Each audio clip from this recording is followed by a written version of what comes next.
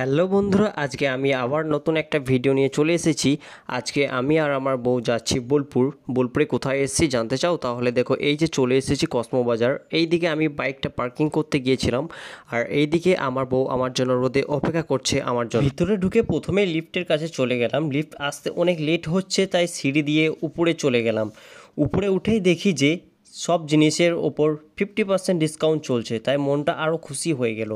আর এইদিকে আমার বউ আমাকে হ্যান্ডব্যাগটা ধরিয়ে দিয়েছে, যেটা আমার মনে হয় সব ছেলেদের বিরক্তকর কাজের মধ্যে একটা। কিন্তু কি করব, কিছু করার নেই, ধরতেই হবে, না হলে কপালে বিপদ আসবে। মোটামুটি ঘোরাঘুরির পর চলে এলাম শাড়ির কাউন্টারের কাছে। প্রথমে যেসব শাড়িগুলোর উপর 50% ছাড় ছিল সেইগুলো দেখলাম, সেরকম ভালো লাগলো না, তাই ডিসকাউন্ট নেই যেসব শাড়িগুলির ওপর, সেই শাড়িগুলি দেখতে লাগলাম। আর এইদিকে মো একটার পর একটা শাড়ি দেখেই যাচ্ছে। অনেক কষ্টের পর ফাইনালে আমি ওকে এই লাল শাড়িটা পছন্দ করে দিলাম। শাড়িটা কেমন হয়েছে বলবে সবাই। কিন্তু শাড়ি কেনার পর উপরে চলে এলাম, বাচ্চার কিছু কেনার আছে। প্রথমে ফার্জিনার জন্য একটা জামা দেখলাম, এটা ভালো লাগলো তাই নিয়ে নিলাম। আর একটা জুতা আর একটা খেলনা নিয়ে নিলাম।